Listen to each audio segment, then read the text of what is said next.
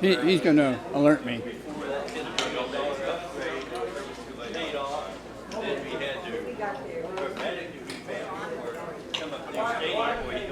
Hey, about 1 minute, Barry. 1 minute.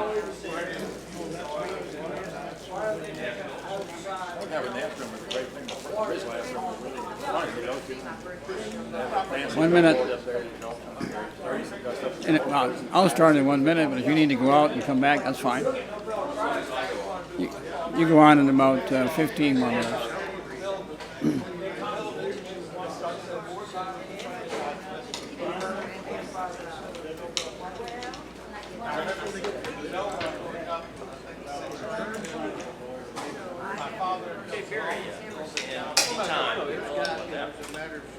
Okay, folks, if you'll finish your patter and conversations, we're about to get ready. Okay, we're underway.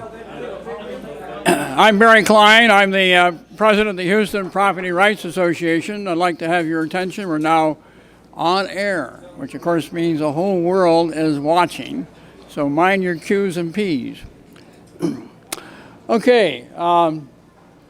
I guess a bit of introduction. The Houston Property Rights Association has been around since 1992, which is what? That's 22 years ago. And we're the leading organization to keep Houston zoning free, which we've been mostly successful with, though there are spots of zoning in our city. And since the big zoning fight of 92-93, we've gotten engaged in other issues, including transportation, ethics, justice, et cetera. And we're pretty much a locally based activist group. And we have weekly meetings about 40 times a year. The public is all welcome to come. And I guess if anybody wants to know more about the organization, they're welcome to call me. And my number is 713-224-4144. So let me bring you up to date on where we are with one of the current issues which has our attention, which is the plan to bring zoning to the little city of Richmond, which is about 35 miles to the west of where I'm standing, and which is close to the Galleria area in Houston. And as many of you know who've been coming to our meetings, I've been actually helping out down in Richmond, going down there to Block Walk and working with some local activists in Fort Bend and in the city of Richmond proper. And we've had some success. We did finish the petition drive last week, and I now have word that the city secretary has put the issue on the agenda for the city commissioners in Richmond to deal with on Monday when they have their regular meeting. That is also the last date this year to put an issue on the November ballot. So it is my sincere hope that the city secretary has found that they have more than enough signatures to qualify the issue for the ballot, and that the city commissioners will then vote to put it on the November ballot. Let me walk you through the handouts I brought you today. Let's first look at the one dealing with the news story announcing our petition. In this article from the Houston Chronicle, this is their Fort Bend insert that comes out, I believe, weekly. You see here Tress Davis. Tress Davis is a man who ran for the city commission. He was defeated last May, but he's also very attuned to local policies and politics. And by luck, actually, I came to meet him. As I would go around getting signatures, I would ask if people knew anybody else that might be interested, if they're activists themselves. And one man, a local pastor, put me in touch with another man, another local pastor, and he put me in touch with a fellow named Evangelist Wallace. Well, Evangelist Wallace knows Tress Davis, and he put Tress and myself in touch. So Tress and I have been working together, and he is now the spokesman for the Richmond Committee for Citizen Empowerment, and he turned in the signatures. He lives in Richmond, And so you see his picture here and a couple of good quotes from Tress. They also came to me for a comment, so I've got a couple of good quotes in there, and I get to raise my point. So what's happening here in central Fort Bend County, which is Richmond, Rosenberg, two cities next to each other, is actually an attempt to try and duplicate or replicate the look of Sugar Land and Missouri City, two cities very close to Harris County, where we are, two cities that are enjoying a lot of the spillover growth from the Houston economic dynamo, and they are also new cities with lots of rules and regulations about development, which means that only upper income people can live in those cities affordably. 93% of Sugar Land is white collar. But Richmond is very much of a blue collar, low income, and minority community. Roughly half are Hispanic, roughly 10% are black. And yet the leadership in that city, the elected and the non-elected but appointed leadership, want to bring in a Sugar Land model. And it's very evident in their planning documents, which have already been published on their website. So that, I think, is what Richmond should fear, is that they're going to be forced to live by very expensive upper income standards. That'll be good for those who are well off, who can afford to go through the cumbersome, awkward, expensive process of getting permits and meeting these expensive standards for development. It is bad news for anybody who's blue collar, who's got a small business, maybe a business at home that could be forced to shut down after a brief period of grandfathering. Those are the kinds of questions that should be discussed in Richmond before any zoning law is adopted. And that's what our petition is meant to achieve. The idea is that once the charter is amended, hopefully in November, then the zoning law has to go before the voters, fully published with a map, and allowing for 6 months of debate. And this procedure has actually kept zoning out of the cities of Alvin and Rosenberg, and I believe out of Houston. We defeated zoning here in 1993, but we also amended our charter with identical language in January of '94.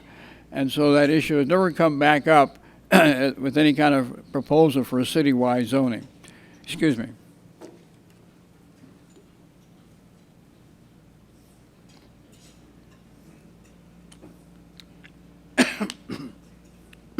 Good stuff. So putting that aside, I should point out we also have on in this article the mayor, Evelyn Moore. She is the widow of the longtime mayor who became mayor of 1949, probably as the boy mayor of Richmond. And then he died a couple years ago. And they have a statue to her husband standing behind City Hall in Richmond, about my size. I tried to get the photographer from the local paper when we had our press conference to come take a picture of myself and Tress standing next to the former mayor, who never brought up zoning in his 50-plus years of being the mayor. He, of course, could have brought up zoning any time and chose not to. So I think that his widow, Evelyn Moore, is actually betraying the legacy of the past mayor, who was such a dominant feature in local politics for so long. And what we're doing, of course, is actually trying to preserve his legacy and the heritage of Richmond. Okay, the next handout deals with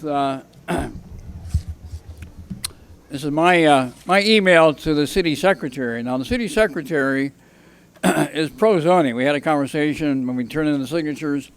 She doesn't like the idea of a purple house being appearing on her block, which apparently happened in the nearby city of Rosenberg. And of course, that's a small fear, and that's actually not obviated by zoning, because under zoning you have all the same land use controversy that you have in a non-zone jurisdiction.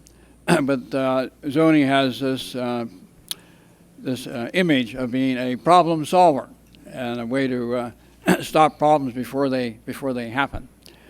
In any event, in at least two cities, not near in this part of Texas, well, actually not just this part, the city secretary has taken the attitude that the petition should reflect what the city requires for a petition to create a new ordinance, that's called an initiative, to repeal an ordinance, that's called a referendum, or to recall an elected official.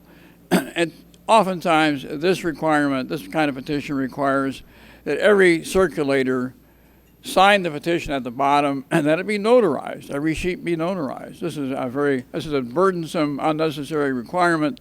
It is not required under Texas law when you do a petition to amend the charter. But city secretaries take the attitude that these petitions should comply with what they require for these other kinds of citizen petitions. And so I'm telling you in this email that this is not required for a petition to amend the charter. And then I include parts of 2 Texas laws that talk about what's required, which is, in a city like Richmond, 5% of registered voters. In the case of Richmond, that's 251 valid signatures that we turned in over 500.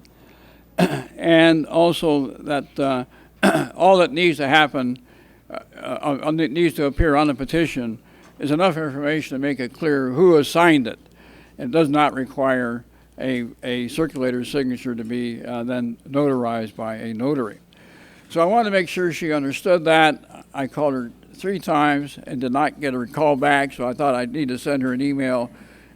When the commissioners meet on Monday, I don't want this confusion to be a factor. Yes, sir. It does not need to be signed. Pardon me? This needs to be signed by those petitioners. Are you talking about my email to her? Circulator. It says here, Oh, yeah, the circulator does not need to sign it. The voter needs to sign it, but the person who brought in the petition, that's the circulator. He does not need to sign. Had me worried, Louis. Okay, Alan Vogel, yes, sir. I noticed that the mayor is crying about the costliness of holding an election. Of course, there's going to be an election on that day anyway. Has anybody ever figured out just why it's going to cost the city more to put this on the ballot? Yeah, well, yes, she's accurate in one extent because there is no city business on the November ballot. They'll have to pay the county or contract with the county to run that election. They'll have to bring in 2 or 3 people, and then they have to count the votes later. So there's probably maybe a $5,000 charge for all of that. But already I have to think they spent 40 times that getting hiring the professional firm to write the master plan. They're now engaged in writing the zoning ordinance itself. So it's really a small part of the big picture. And right now, there is no planning department in Richmond. They're going to need to create that department and bring some people in to run it. So this is actually a very insignificant cost to the city itself.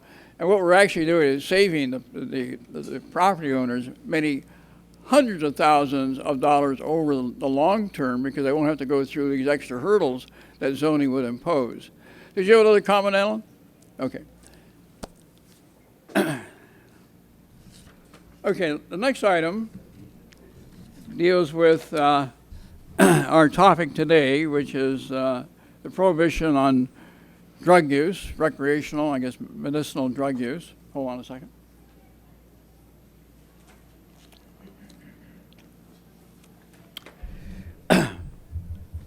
And it's really quite extraordinary news because this is from townhall.com, which is a very conservative publication, initially created by the Heritage Foundation. And here we see one of the columnists pointing out that it's U.S. drug policy, working through the UN and influencing the policies of other countries, which has led to this migrant crisis we have on the southern border of Texas, where all these children are trying to escape the drug violence in the countries south of the U.S., coming to the U.S. and hoping to take advantage of what may be a limited feature in American immigration law to get their children away from the dangers of Honduras, and similar countries. And to have this appear in a conservative publication, it really is a sign of a game change, a sea change in American conservative thinking. And I'm sure our speaker today, Richard Lee, will be talking about that. But before I bring up Richard, I do have a few people I want to bring up to make a few comments. First, I'll bring up Ed Vidal. Ed, why don't you come up here to the microphone and talk to us about your experience of what's happening in Republican circles, which I think those of us who want to see change in drug laws find to be very encouraging. Over here. Hi. Last year, Barry and I went to the National Convention of the Republican Liberty Caucus, which is the libertarian group within the Republican Party, not working as a third party, in Austin. And we found that very useful, but they hadn't been very active here in Houston. So this summer, the Houston chapter of the Republican Liberty Caucus has gotten started. And our next meeting will be next Wednesday, August 20th at 7 p.m. At the Cafe Express in Uptown Park. So if you have a chance and you have a libertarian leaning in it, you might want to come. To give you an idea, we're thinking of having speakers, fundraisers, and our usual heroes are people like Justin Amash in Michigan, which just beat back an attempt by the Republican establishment to take him out in the primary. Ted Cruz, of course. And one of our upcoming activities, I don't know when we'll get it done, is a shooting outing, sporting clays, to show our support for the Second Amendment. But I should tell you that there really does seem to be a growing libertarian movement within the Republican Party. And yesterday I was at the Downtown Pachyderm Club where Richard and another lawyer spoke. And I think people are starting to think, why are we counting on the state to enforce our vision of Christian virtue? Certainly Jesus never did that. He would never have gone up to Pontius Pilate and said, Governor, you got to stop these people from doing this. He would rely on nonviolent persuasion. So I think we have a real opportunity to promote the libertarian cause within the Republican Party. When you go outside the Republican Party with a capital L libertarian, you start running into trouble. For example, Ken Cuccinelli lost the governor's race in Virginia last November, and the margin of victory was made up by the Libertarian Party candidate, who was primarily funded by an Obama bundler based in Austin, Texas. So you go figure out what the politics of that are. So I'm cautiously optimistic, and I think we'll have more of a libertarian bent. Well, thank you, Ed. Uptown Park. Okay, we can talk about that later. I should point out that there's oftentimes people make assumptions that I'm a libertarian. Well, I have to tell you I'm not. I have many friends who are libertarians. I'm friendly towards libertarians, but I myself am a garden variety free marketeer. I'm more of a generic freedom guy. I'm a small government activist and a garden variety free marketeer. Okay. Now we have a comment about what's happening with our Buffalo Bayou. For those of you who are watching in from around the world, a bayou is what we call, it was actually a river in Houston parlance. What's happening with the bayou? Okay, what's happening with the bayou? It's a very dangerous river. It is eating up its banks. It is eating away at one or two holes at the River Oaks Country Club. But also it's going to eat some money. It's going to eat about $6 million over the next 18 months once they set this contract in motion.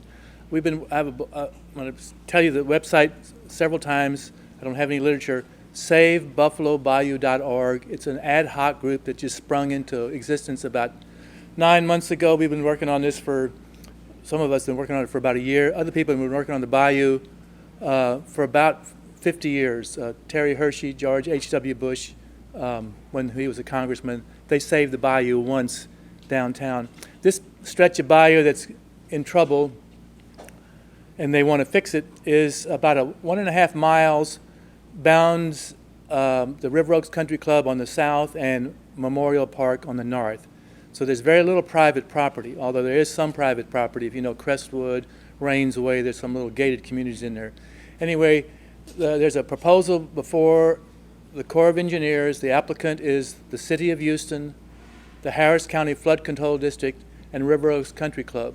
And there is a document called the interlocal agreement that signs between River Oaks Country Club, City of Houston, Harris County Flood Control District, each putting in $2 million to fix this about 1.2, 1.4 miles of the bayou. And they propose to take all the trees off the edge and then put some other trees back. So there's tons and tons of information on that particular bayou, photographs, wild comments, scholarly comments, technical comments, and the Corps of Engineers has maybe 1,000 comments that they're digesting now.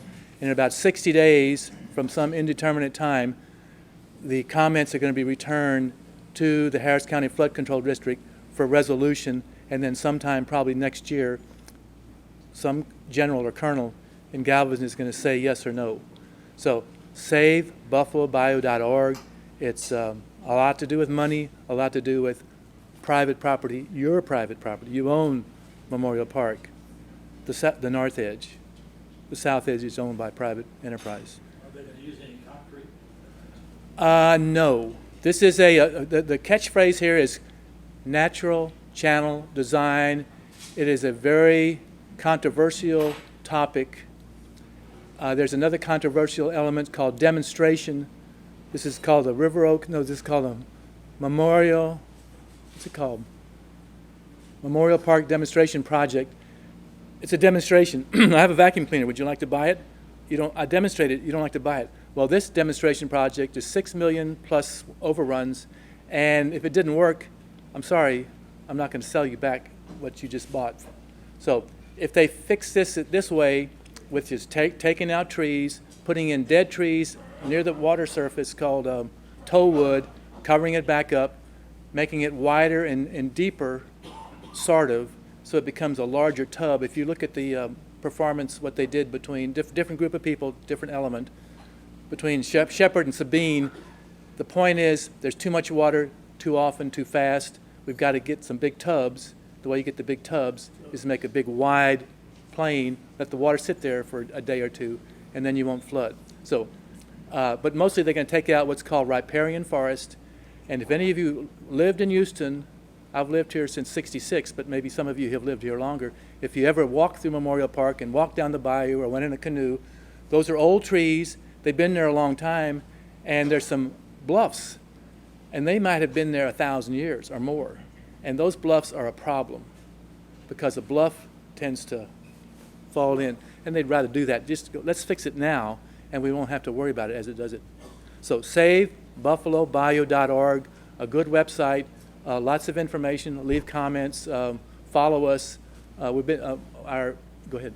Quick question. I understand the Lakeside Country Club takes water out of Buffalo Bayou, the water their golf course. Is that true? It's probably true. You know, often there's too much water. The other big deal, which is a big private property rights issue, is the head of the Buffalo Bayou is Addicks Reservoir. And that dam right now is under a designation that it's at risk. And so they're fixing it. They're working on it. So they cannot load that dam up completely to its limit. If they loaded it up there, they were afraid it may fail. They discovered this a couple of years ago. It's been in some, not the main press, but it's been in some legal lawsuits, so that's come out. So they have to pulse the bayou. And if you go over Shepard, Durham, Waugh Drive, you'll see sometimes the bayou is really high and sometimes it's really low, and it hadn't rained lately. So they're running the bayou up and down because they have to have the dam low enough in case they have a really big rain west of Addicks so they don't get in trouble. Because if they really came up near the level, they would really have to dump all the water, and downtown Houston would be under a couple of feet of water again. So, again, yeah. It happened 100 years ago. What are you talking about? Right. Okay. Anyway, savebuffalobayou.org. Thank you, Gary. Well, thanks, AC. AC and I met years ago when he was at Rice, and he put up a notice saying he was looking for people to ride with him to the Northeast for the Christmas holidays, and I spotted that notice and called him up, and that's how we made our first acquaintanceship. The problem we have with the Addicks Dam actually has gotten in the main the Chronicle on more than one occasion. They actually used some very frightening language about the condition of that dam. And then when the lawsuit was brought invoking that language, the Corps of Engineers backed off and said, well, it's not all that serious. So I think we should assume that we are, those of us who are close to Buffalo Bayou or have property close by, are at some risk that the government is hiding from us for political reasons. And what we see happening with the Bayou right now is that what I see happening in many cases, that they have to argue a crisis. A crisis is materializing unless we rush in with big bucks to solve it. And I think that's what we should suspect is happening with the argument that has been created to make those changes to Buffalo Bayou. One more thing to mention before we get on to Richard. A book I recently acquired is titled A Better Way to Zone, and this is 10 Principles to Create More Livable Cities. And this is a great book. I've only gotten partially through it because it documents the problems that the experts find with zoning. I've got lots of material in my files already along this line, but it's nice to have a book which will tell us in some detail why zoning works badly for the affected property owners. I suspect this will be very useful for us, in the upcoming debates in Richmond. Okay, let me bring up Richard Lee. Richard Lee, I guess I met him, gosh, Richard, I don't recall. You were in the chair at that time, and you had come from somewhere else, I think, back to Houston. You started a small retail shop, and you were here for a while, then you went away. And then had a great success in California. And then you have commercial success. You also had political success, nearly, almost single-handedly changing the laws in California regarding use of marijuana. But I think one can argue that it set the tone for political change in this country. And I should also point out before we let you take over that we have your mother and father here, the two people who actually started the Republican organization called RAMP, which is set up to help encourage Republicans and others in general to support change in Texas, America's drug laws. Repeal drug prohibition. Okay, repeal drug prohibition. There it is. Okay, Richard Lee, take over, please. Thank you. So I was invited here to talk about civil asset forfeiture, which is related to really my main issue, which is ending cannabis prohibition. One of the reasons, probably one of the main reasons, that the police are so against ending cannabis prohibition is because they are making a lot of money off of it with the civil asset forfeiture laws. And but civil asset forfeiture isn't really my specialty, so you'll forgive me if I kind of pull some stuff off the internet here and just give you basically some updates on what's going on and give you information on where you can find out more about it and go to people who are more expert on the issue. But it was great timing that 2 days ago the Investors Business Daily did an editorial. This is Wednesday's publication from, like I said, Wednesday of this week. The headline is "Civil Asset Forfeiture Looks Like a Criminal Enterprise." And starts off, few Americans are probably aware that law enforcement authorities are free to seize their property even when they've done nothing wrong. It's a growing racket that needs to be shut down. And this article goes on to talk about, uses some examples like the Hendersons, a couple who were driving through Texas.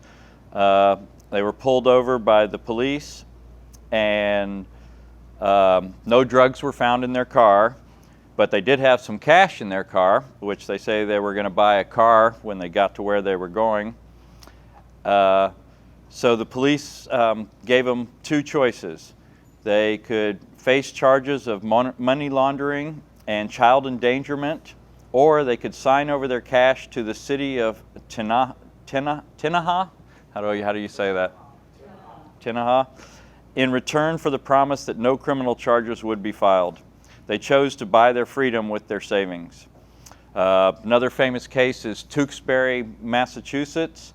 The government tried to seize a $1 million family property, a small motel, where there had been 15 drug arrests in 14 years, and the owners of the property had even tried to work with the police to stop the drug investigations, or to work with them on the drug investigations, and they wound up having to go all the way through the court system and finally won, and kept the government from seizing their property.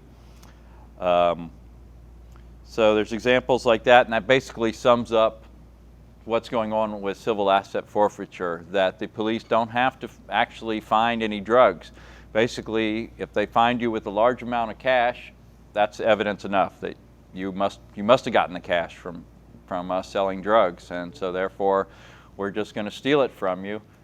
And the big problem is, as far as trying to defend yourself, well, there's a couple of problems.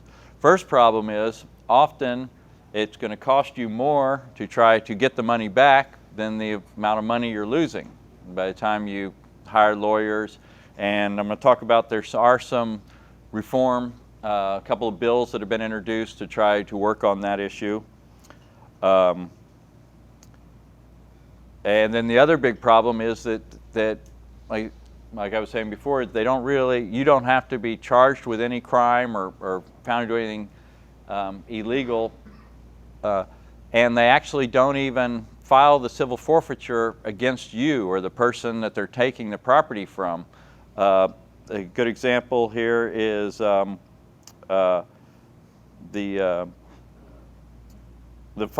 charges are filed against the property itself. One case, an example here is a case, and this is the way most of them are, is the case is named U.S. versus $124,000, $124,700 in U.S. currency. So that's who the actual forfeiture action is against, the actual property. You know, it'll be against the house or the piece of land or the car or the cash. And then it talks about how the Institute for Justice this week filed a federal lawsuit against Philadelphia for their forfeitures. It's one reform thing going on. And then there are a bill by Republican Senator Rand Paul and Representative Tim Walberg, or there's two separate bills, one by each of them, have introduced bills to reform the law. And let me talk about those. Talk about Americans for Forfeiture Reform. These guys are the real experts on this, and it's headed up by a guy named Epan Thampi from Missouri, and he works on this issue full time. He has this organization called Americans for Forfeiture Reform, and they have a website you can go to and get more information about this. And he has on his website here a quick review of the two bills, comparing Congressman Walberg's bill to Rand Paul's. And the way he puts it here is that while not as far-reaching as Senator Paul's FAIR Act, that's the name of Rand Paul's bill, forfeiture, I forget what FAIR stands for exactly, but his bill is called the FAIR Act. It says, while Timothy Walberg's bill is not as far-reaching as Senator Paul's, in some respects, the bill does feature a number of laudable reforms, and some of those are requiring the government to give people lawyers when they try to seize your property, and also to let them know that if you do prevail in the case, the government will have to pay for your legal expenses if they don't provide the lawyer. Also, raising the government's burden for civil forfeitures to that of a clear and convincing evidence standard, and improving the innocent owner defense, because that's, of course, you know, a lot of this, and this is one of the things that happens with people who rent property to somebody, that the government can say that even if you as the landlord didn't know anything illegal was going on there, they can still take your property And so that's been an issue of, that basically you're an innocent owner, but that's no defense with the current system. And also clarifying how the courts should evaluate arguments that a forfeiture is disproportional to the offense. It's another issue in that say the government catches somebody selling a small amount of marijuana from a house, just a small amount, not a large a deal, and but then they'll try to take the whole house for one small crime, basically, not a crime that's even really a felony, or just barely a felony.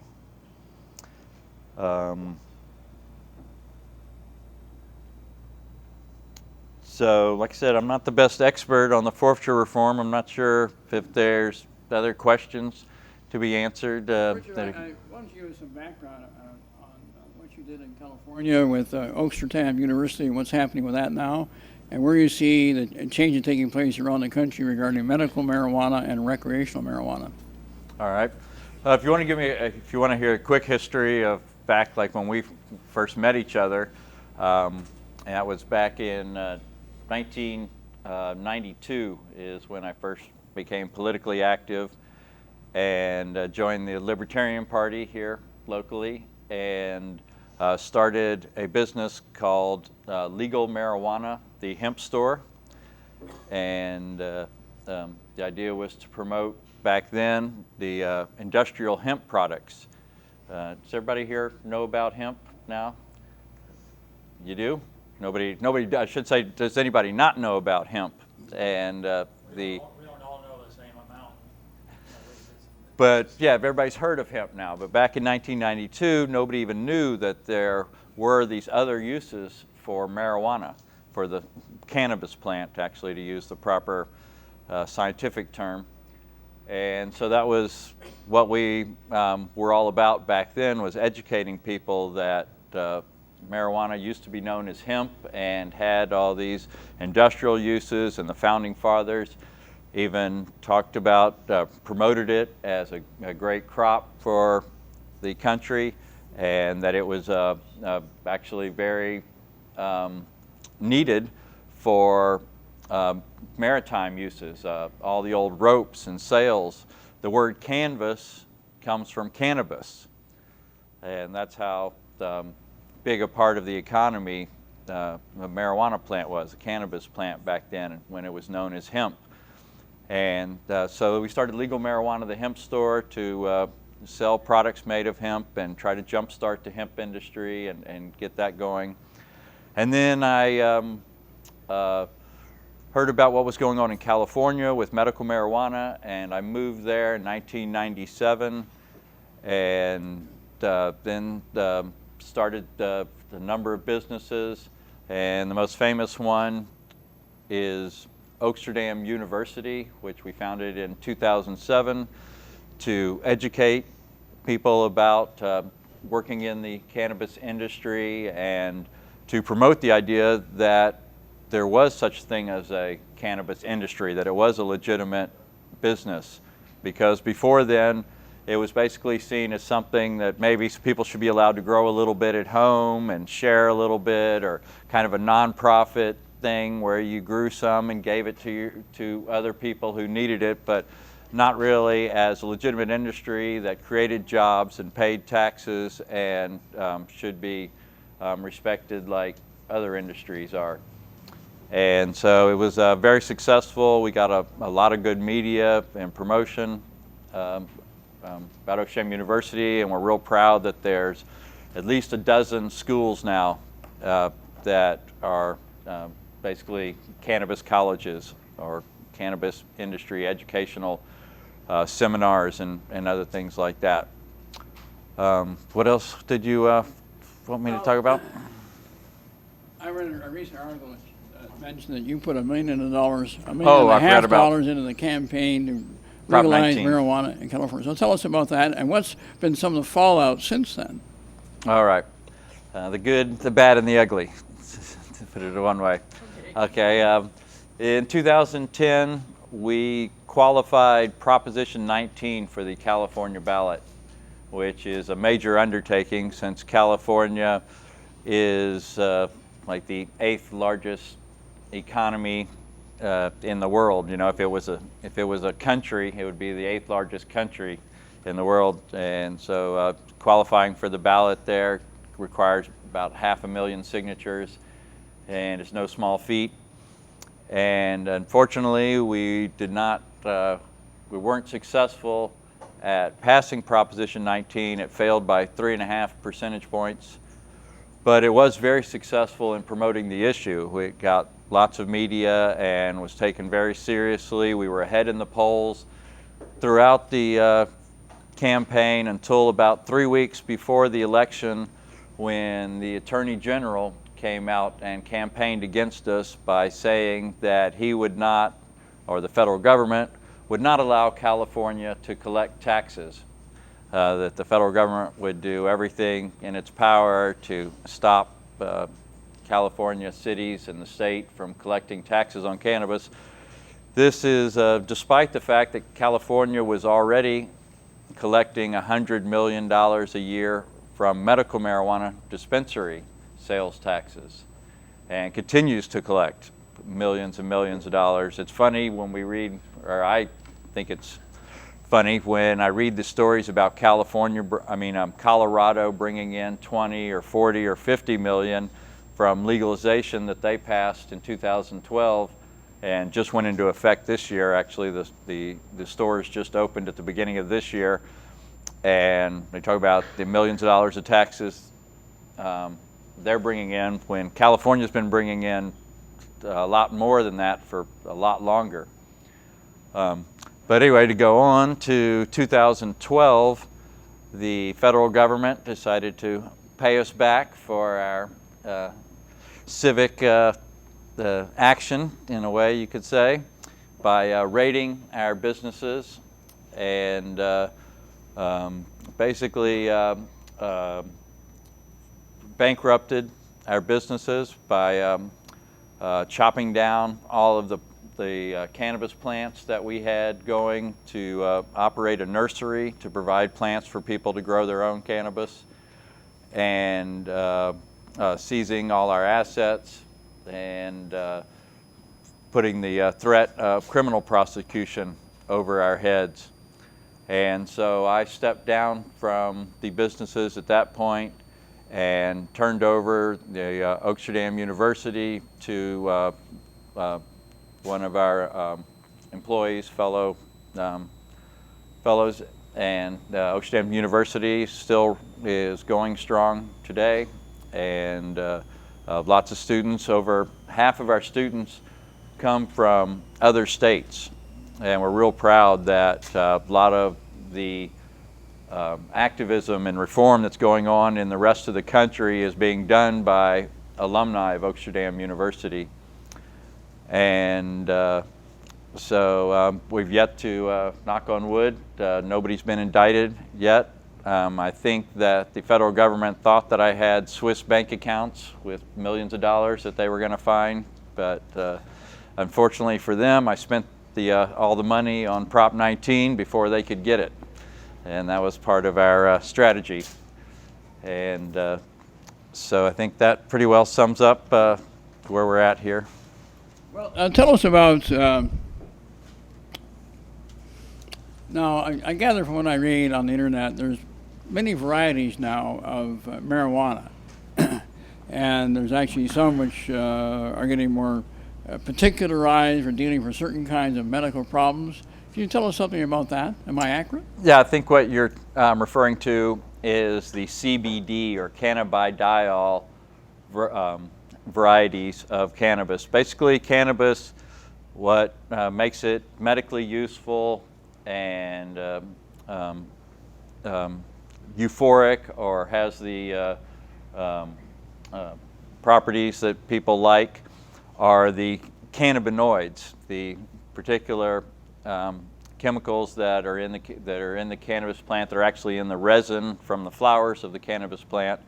And two of the big ones are THC. I'm going to just use the shorthand names for them. Or tetrahydrocannabinol is the Longhorn.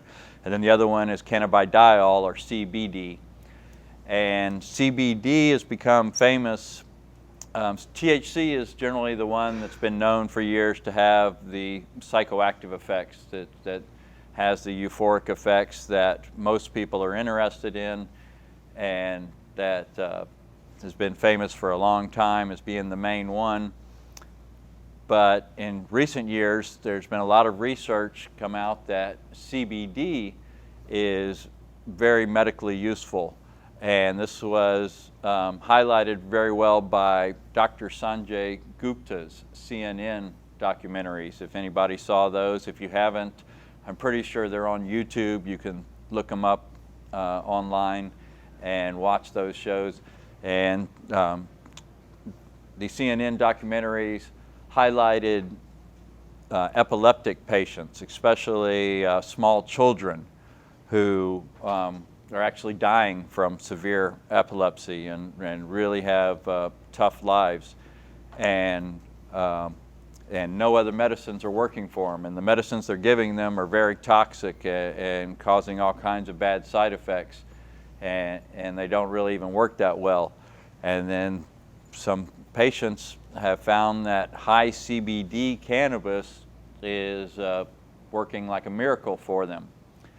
And so in the last year or two, it's become a politically popular thing for state legislatures to pass bills to allow high CBD only cannabis in their states. And Florida, for instance, is one of about half a dozen states that have passed CBD bills in the last year. And the idea is that we're all right with marijuana as long as you don't feel good after you take it. And especially for kids, you can see how it's politically a very touchy subject to only allow the CBD high cannabis, or the cannabis that's or formulations that are high in CBD for epilepsy patients. Does the CBD version, does it also get you a little high? From what I've heard, generally no. No. Really? Oh, that's interesting. You know, I think I recall reading that the federal government itself is in the business of medical marijuana. It has about a dozen people around the country who actually buy their marijuana from the federal government. Can you tell us about that? What you're referring to there, I think, is the investigational new drug program. Investigational, yeah, compassionate The one investigation. that George H.W. Bush stopped. Right. This program goes back to the 70s when there was a lawsuit by a medical marijuana patient. And part of the settlement from that lawsuit was to allow some patients to get cannabis from the federal government's cannabis farm in Mississippi. The federal government runs a farm in Mississippi to grow cannabis for research purposes. And about 24, maybe like 17, 18 patients were approved for this IND program up until 1992, when a number of AIDS patients began applying to be put into the program. And actually a lot of AIDS patients started applying to get put into this program. And so the response of the first President Bush and the federal government was to shut down the program at that point and to basically only allow the people who were already in it to continue to get cannabis from the federal government. And there's still 4 survivors from that program who are still alive. One of them is Irvin Rosenthal in Florida. He's a stockbroker. He's been smoking 10 or 20 joints a day. He consumes quite a bit, and they've never done any more research on him. He's healthy, no lung cancer, no problems. He's been getting the federal government's cannabis since the early 1980s and had a family, and he works with disabled children, taking them out sailing, and just an all-around basic average good guy. And like I said, but they've shut down the program. But the other thing, besides the fact that the government does still ship out, like I said, official United States federal cannabis to these people and has for all these years, is that the federal government applied for and got a patent for cannabinoids about 10 years ago. And so while at the same time they say, nope, no medical marijuana, no such thing, doesn't work, dangerous, addictive, they have a patent for the cannabinoids themselves. Now that patent, I have to think it'd be easy to work around it with other kinds of formulations. I'm not the best expert on exactly how the patent process works and how that all works. This has been one of the big issues that people have talked about for years, is that one of the reasons the pharmaceutical industry is against cannabis is because they can't patent the raw plants, that it is too easy for people to grow their own medicine and basically to cut them out of the profits. Because when you talk to these cannabis patients, one of the first things you hear is that, well, I was taking 5 or 10 pills a day. I was, taking all these medicines. They gave me this one medicine, then they had to give me another one for the side effects from the first medicine, and then when I switched to cannabis, I cut all those out, and that sounds like, and they talk about, well, I'm doing better with these than I am with the ones they were giving me, especially the opiate-based painkillers that are often prescribed by the doctors that are legal. That's like one of the things with the Florida AMA just came out against, there's a Florida referendum, Proposition 2 on the Florida ballot, to allow medical marijuana, all medical marijuana, not just the CBD variety that the Florida legislature passed this year. And the Florida AMA is saying, well, cannabis is too dangerous, but meanwhile they have no problem with the oxycodone and the other, really strong barbiturates and narcotics.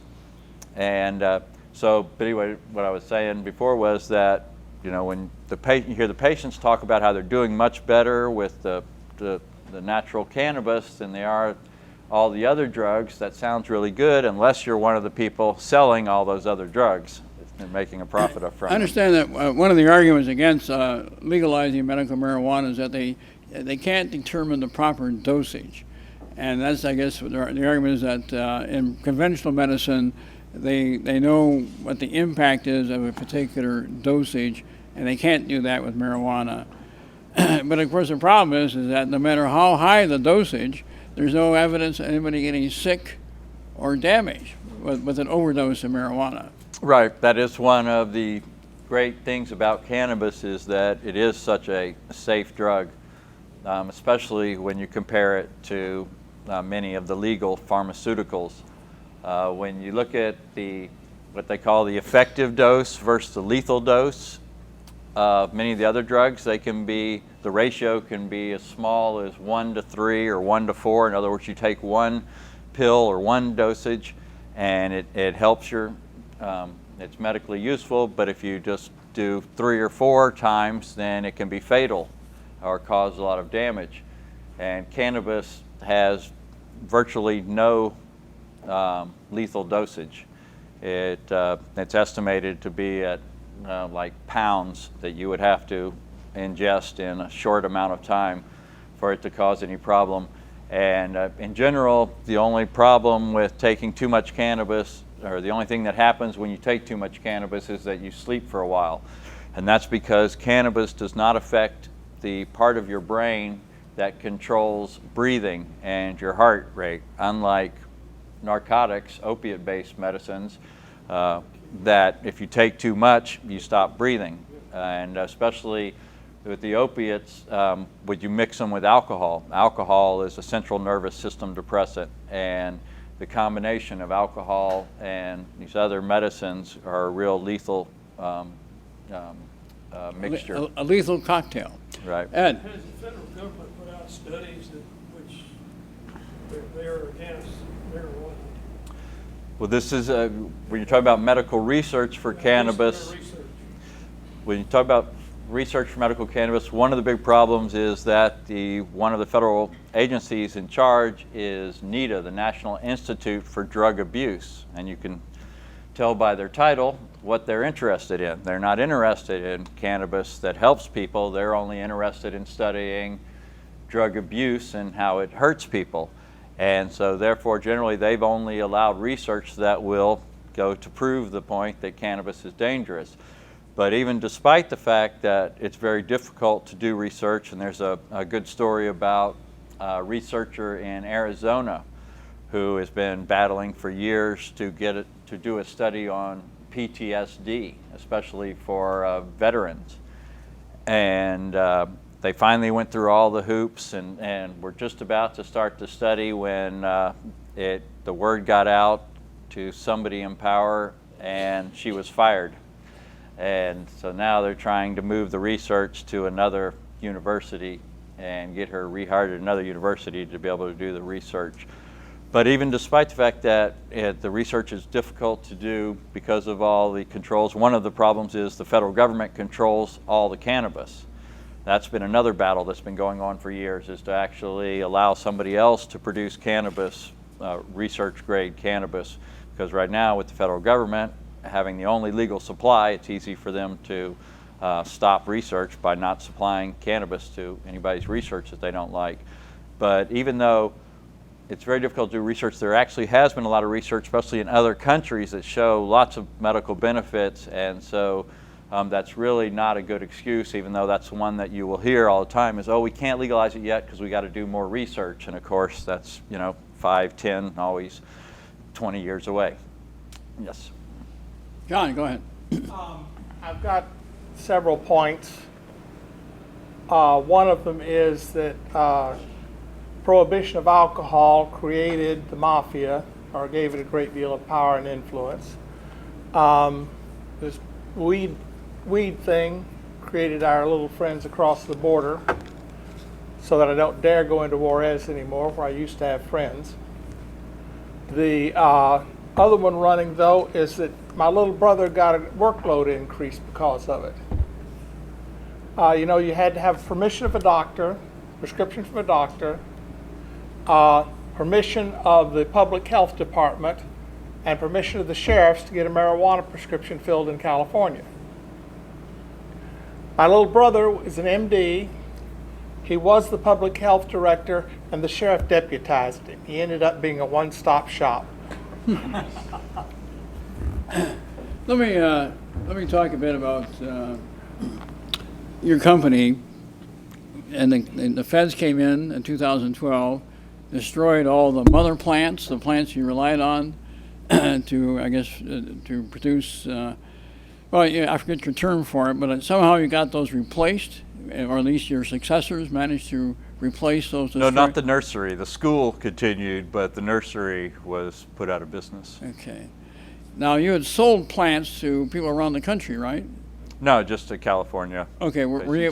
Could you not, or could your No, successors? the people I talked about from all around the country were students who came in for the school for Oakland University. But your customers around the state of California, did they not have plants you could have gone to and asked them for a cutting, as it were, so you could restart your nursery? Well, yeah, the genetics we could have replaced, but it takes years to grow up the plants to the state where they produce enough plants to sell. Okay. Let's see, I think we had I want to say something. okay, I'll take a question from Richard's mother. When they raided Oaksterdam, the city of Oakland, by the way, loves this young man. They love what he has done in Oakland, what he did to the old part of Oakland, and they named it Oaksterdam. And I was told by people there, in particular by a city council person by the name of Kaplan, that the people of Oakland turned on the DEA who was raiding him because they like what he has done there. I just think as a mom, that means a lot to me. The fact that he went out there, knowing nobody, built up a business, made a name for himself, belongs to the Rotary. How established can you get? belongs to the Rotary out there. And then they did that. Turn on the rotor. That's amazing, Richard. Okay, Jimmy. Here's an article out of the New York Times that said there are studies that show that marijuana use is connected with schizophrenia. They tested 45,000 Swedish military conscripts. Those that used marijuana more than 50 times were 6 times as likely to have schizophrenia. Why don't you come up here to the microphone so we can hear this question? Here's Mike here. Here's an article out of the New York Times that cites research that shows that use of marijuana on a regular basis is associated with schizophrenia and psychosis, where people hear strange voices and commands and have a radical disconnect from reality. They cite a study in Sweden of 45,000 military conscripts that had used marijuana more than 50 times. They said they were 6 times as likely 15 years later to have been diagnosed with schizophrenia. So that seems to be a bad thing. Also, they say that teenagers who use marijuana on a regular basis lose about 8% of their IQ, even at age 35. That never comes back. Yes, those are 2 studies, and there's lots of research that's politically slanted. The first story there, or piece of research, that cannabis causes schizophrenia. Generally, what people have said is that people who already have schizophrenia are predisposed to it, cannabis doesn't help. It can hurt or make it worse.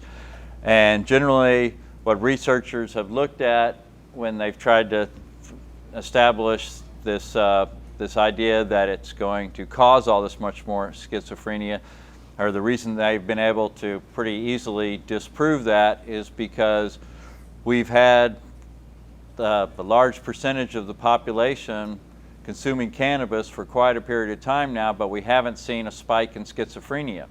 The rates of schizophrenia are the same as they've always been in society, and we don't see all these people who are consuming cannabis going on to become schizophrenics. So, however, those researchers came to that conclusion, and there's lots of studies where they twist the research, and a lot of these researchers get paid to come up with findings that the government wants, right? If they want to keep getting the government money, then you better find something wrong with cannabis. One of the most famous research projects is one they did back in the 70s with lab rats, and they tried to show that, or they came out with the headline that the newspapers all ran with, was that cannabis killed brain cells.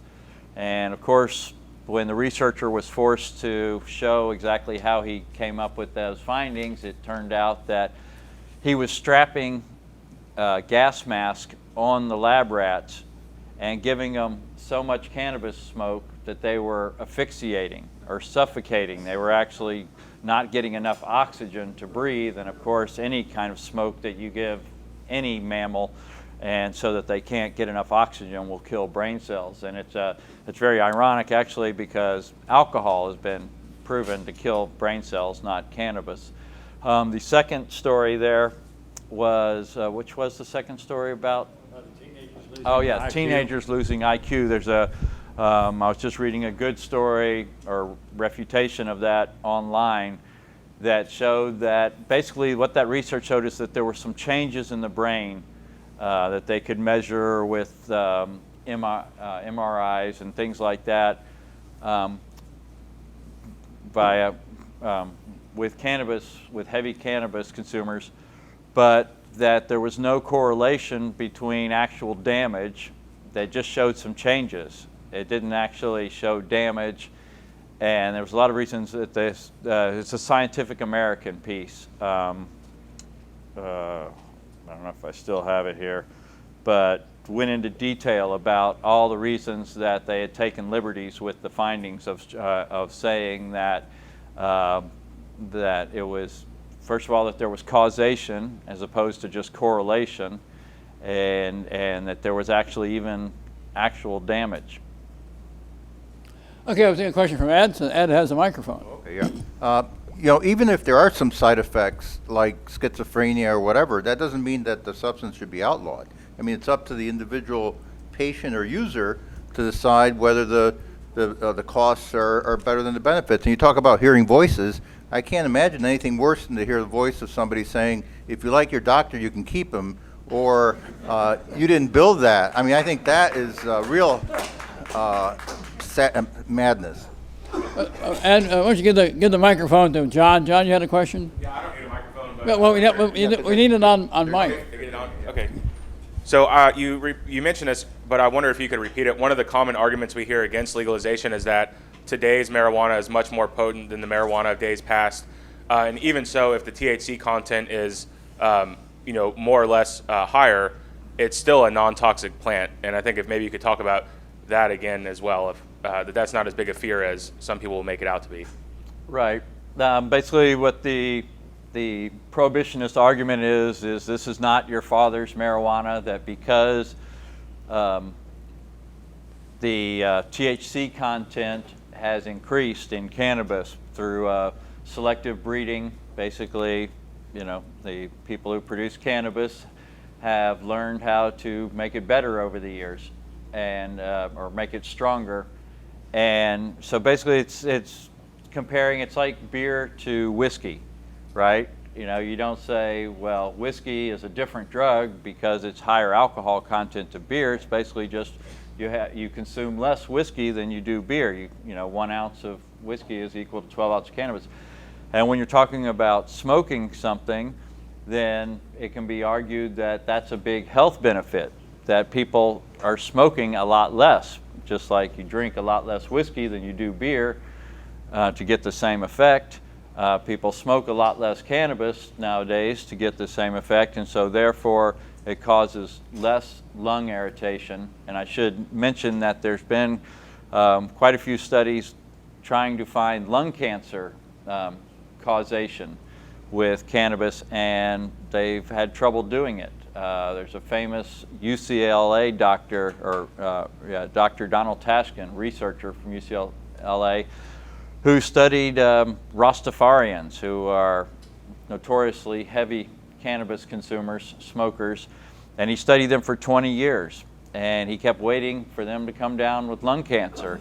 And he finally had to come out and say he was for legalization because actually he couldn't find any causation. And unlike cigarettes, tobacco that seems to have definite cancer-causing properties, there's something about cannabis that doesn't seem to do the same thing. And in fact, we've all heard about chemotherapy patients, cancer patients undergoing chemotherapy who use cannabis for the side effects of the chemotherapy. The chemotherapy makes you sick because it's putting toxic drugs into your body to kill the cancer. And so people for years have known that cannabis can help relieve those symptoms, help relieve the nausea that you get from the chemotherapy. But there's also research that goes back to the 70s that shows that cannabis may have anti-tumor properties. It actually may have some properties that are curative, not just palliative for cancer. Richard, before we take Oh, and then let me just say one more thing about what you were saying, or somebody was saying about like the schizophrenia, or whether cannabis, if it did cause schizophrenia. A lot of these questions I like to put in the light of, what about alcohol? What about booze? We know booze causes lots of problems, right? We know that it's not the healthiest thing in the world for people to do to consume lots of booze, but we don't say that's a reason to make it illegal. We tried that with alcohol prohibition, and we found that it makes the problem worse. It creates all the crime, and it doesn't actually reduce the consumption of the drug. Plus, it's anti-American to restrict what individuals do. That they should, even if it does, have some health dangers, that it's your right as a American, as an adult, to do those things. Before we take a question from the audience, I'd like to ask you about the other way of consuming marijuana, which is to eat it. What are your thoughts about marijuana brownies or whatever else you're making with marijuana these days? Yeah, it's very interesting what's going on with the food-based cannabis. First of all, there's a lot of people who promote it as healthier and safer because you're not smoking cannabis. And I should just mention that there is another way of consuming cannabis besides eating or smoking, and that's vaporizing. You guys probably have all heard about the tobacco or nicotine vaporizers that are out there, right? They look like basically a little electronic cigarette or pen, and it heats up the either the nicotine-based substance or cannabis-based substance to the point where you can inhale the vapors and get the ingest it into your system that way without actually burning it or combusting it. So it removes the dangerous parts of smoking, such as the carbon monoxide that comes from burning anything. And so that's is a third alternative is vaporization. But then to get back to food, food has, like I said, it has some good things about it, but it also has some bad things about it. One is that it's a lot easier to take too much, to overdose. Not overdose in the old way of, like you think of overdose like off of narcotics, or even too much alcohol, where overdose means death. What I mean by overdose is take too much where you're just uncomfortable and you have a bad experience, because like I said before, cannabis doesn't have really overdose death potential. It's very safe. When you take too much, you'll feel very uncomfortable and maybe sleep for a long time, but there's no permanent damage. But it's real interesting what's happening, like in Colorado and Washington to a certain extent, in that where they've legalized the sales, but they haven't legalized any place for people to smoke cannabis. It's illegal to smoke in public. There's, all the indoor smoking regulations don't allow it. And so a lot of people have turned to the food as a way to ingest cannabis, because there is no really, they really haven't set up any bars or restaurants or other places for people to have a legal place to smoke it. And so that's why people have turned to the food, and then some people have had problems with eating too much, because the food, one of the other reasons the food can cause people to take too much is because it takes longer to take effect. When you smoke it or vaporize it, you get the effect immediately, and so you're able to titrate or control how much you take real easily. You get the effect, and so you don't take anymore, literally within minutes. But with eating cannabis, sometimes it can take an hour or more for it to take effect. So some people will eat one brownie or cookie and wait half an hour, 45 minutes, and they don't feel anything. So then they have another one, or they just really like the taste of those brownies. They're really sweet, and you're used to, like, if you really like a brownie, you have, 2 or 3 instead of 1. And so they find themselves in a position where they've taken too much and they're not comfortable later. Okay, Lewis, you got the microphone? Yeah, Maureen Dowd is the New York Times columnist who did a big column.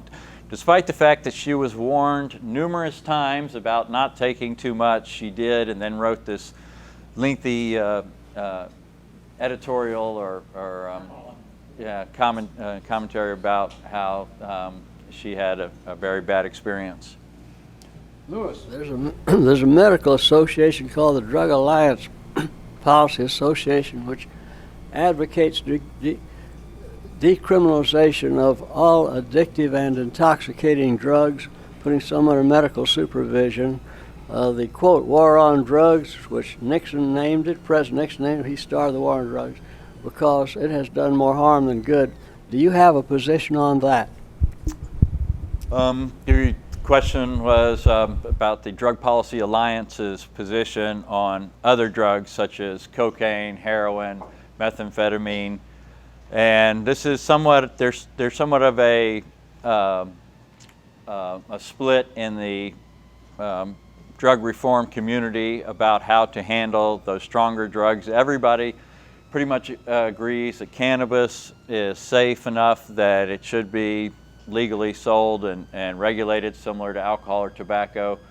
But with the other drugs, some people, or some organizations like Law Enforcement Against Prohibition, are in favor of complete legalization of those drugs. They say that if those were legalized, that we could control them and regulate them better, and it wouldn't cause and stop all the violence and crime that goes with prohibition of those drugs. Other people say that those other drugs are too dangerous to do that with, and they should be treated more in a prescription medical kind of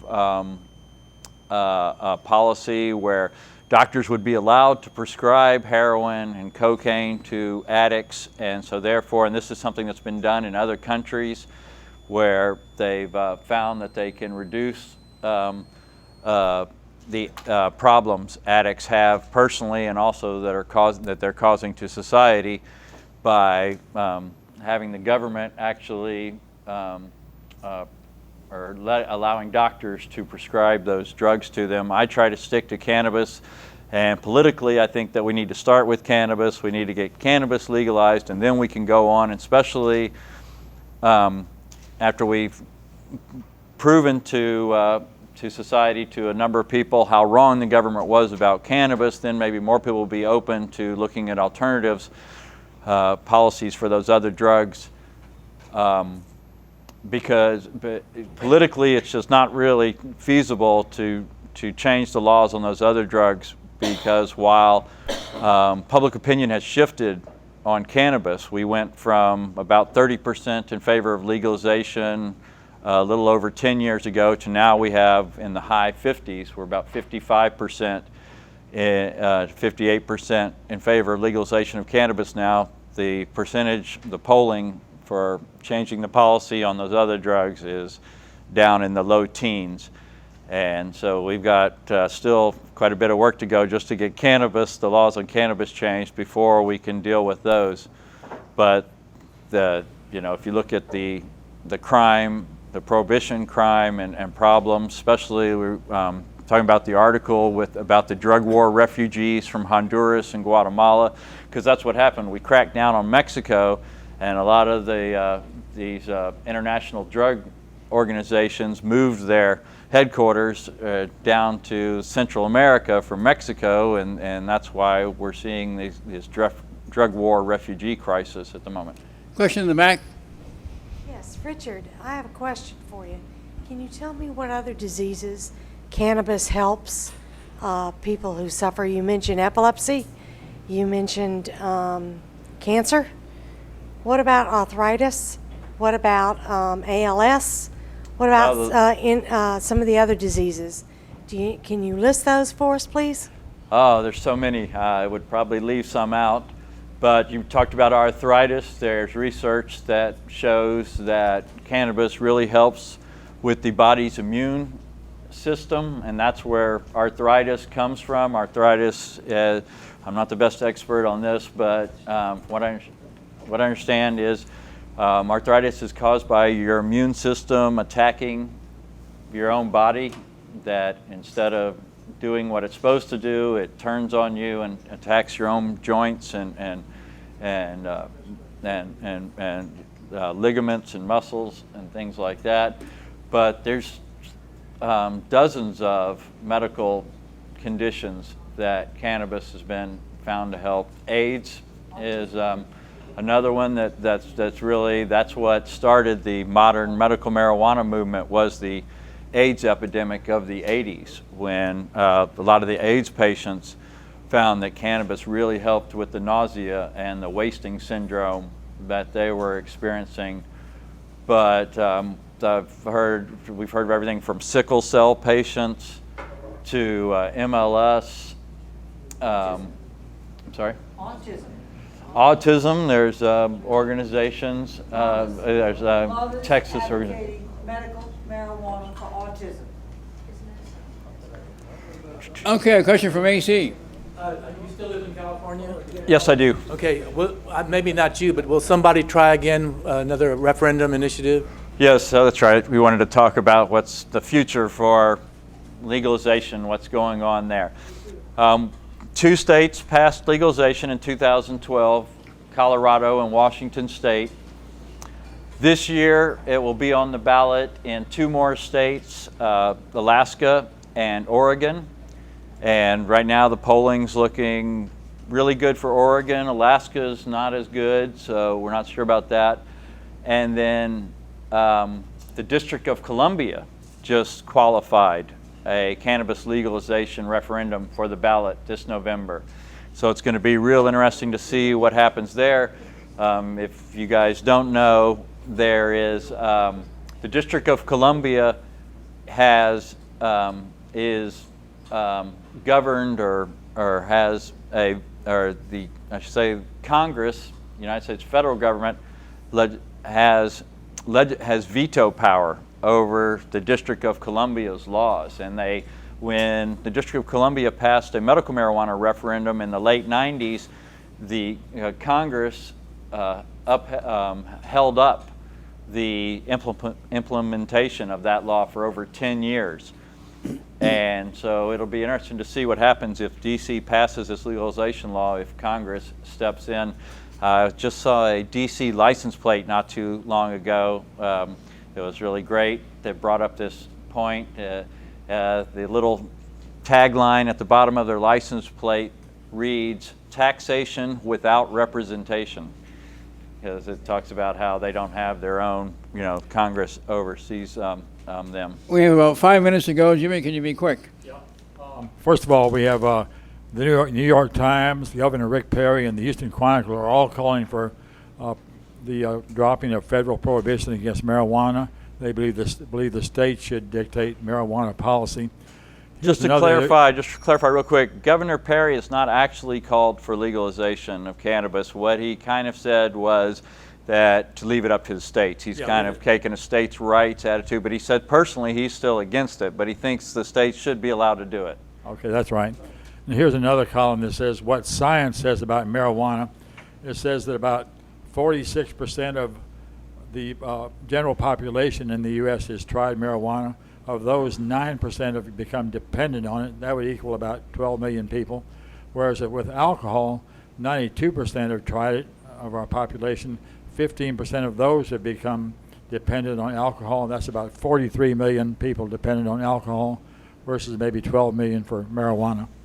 So in alcohol, I think is much worse. I had a friend die of cirrhosis of the liver. So How many of you feel are dependent on coffee? What about that 9% number? Right, the 9% number is lower than other drugs. There was a interesting bit of research done where they surveyed a number of doctors and got them to rank drugs and which ones were most dangerous. And cannabis came in number 8. And at the top of the list, right up there with heroin and cocaine, was alcohol. So tobacco has been tried by 76% of the population, and 32% of those are dependent. That's a very high tobacco tops percentage. the list for addictiveness. If you look at all the different criteria for what makes drugs dangerous, and one of those criteria is addictiveness. Tobacco is the top of that list. Before I forget, I'd also like to mention this one article that just came out. This was NBC News, 3 days ago? No, this was actually just yesterday from NBC News. And, I talked about at the beginning here about how I started 22 years ago promoting hemp and promoting the industrial uses of hemp. And since then we've seen lots of things, hemp be proven that it still has industrial uses and could be a great crop for a number of uses. And we're hearing new things that we never heard of, never even thought of back then. And this is one of them. Industrial hemp, the non-psychoactive cousin of marijuana, can play a role in manufacturing super powerful supercapacitors for energy storage at a cost that's far cheaper than graphene, researchers report. The hemp-based technology took center stage Tuesday at the American Chemical Society's national meeting in San Francisco. A team led by David Mitlin, engineering professor at Clarkson University, heated up hemp fibers to create carbon nanosheets that can be used as electrodes for supercapacitors. It's very impressive. All right, Wayne, quickly. This confiscation business is, I think, an idea gone to seed. May have had good beginnings.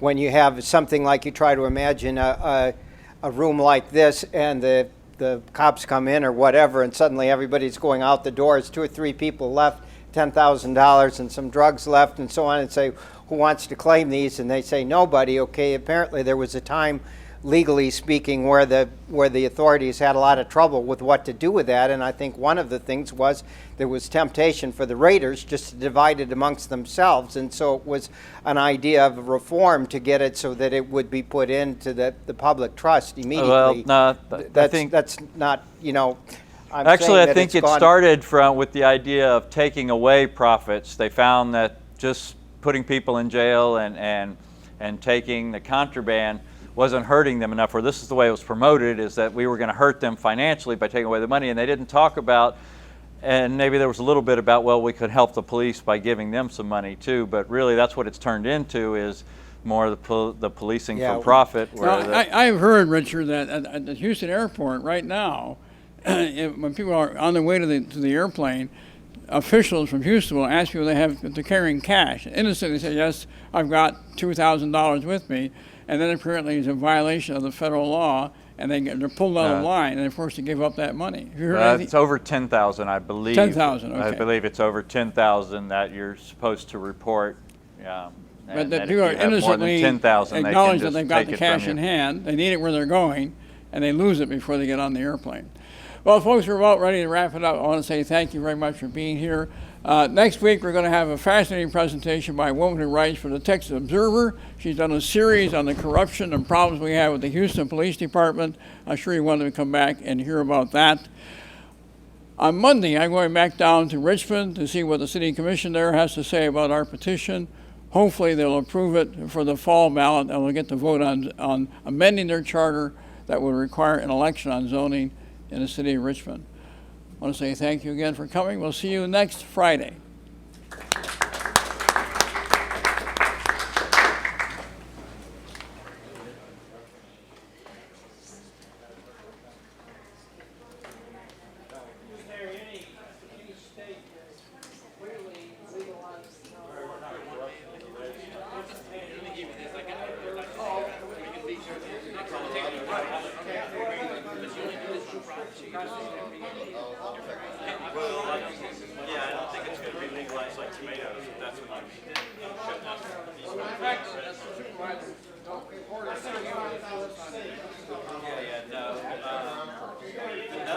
Netherlands since the 70s have allowed coffee shops to sell it, but they've actually never legalized it. It's right here, but the federal government treats it illegal, whereas the cities and states are for it. And the situation there with the city of Amsterdam has been in favor of legalization.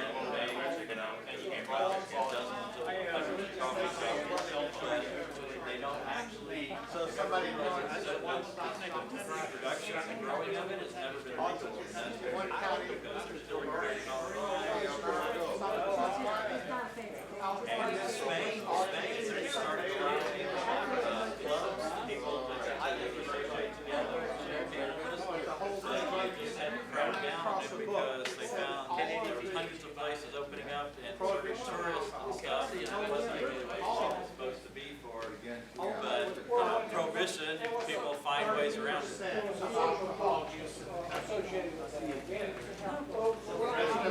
It's political. It's a political process. You know.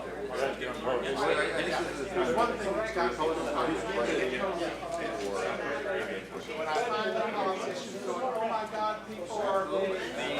Medical system, because of the way cannabis is processed in the body, that you will have, everybody breaks it down into a lot different than THC.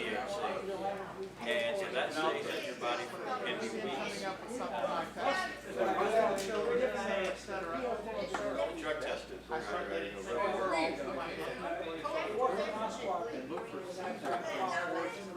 But that's one of the. I thought you maybe perhaps have some. Well,